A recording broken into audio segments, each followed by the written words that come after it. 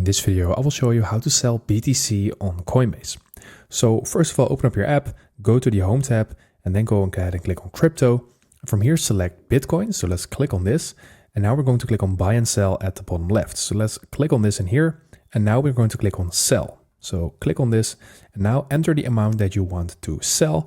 So let's say that we want to sell €5.22 in euros. Then we are going to select if we want to either have it on our balance or that we want to have it in some other crypto. So this way you can actually exchange it. So this is up to you. I'm just going with my Euro wallet. So I'm going to click on Review Order in here. And now I will see the price of Bitcoin and the rates where I'm selling it against.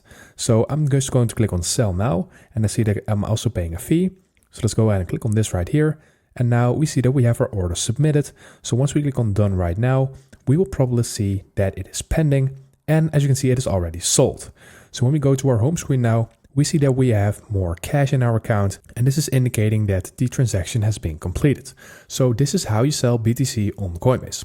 I hope this video helped you out. Please leave a like and consider subscribing, and then I will see you in the next one.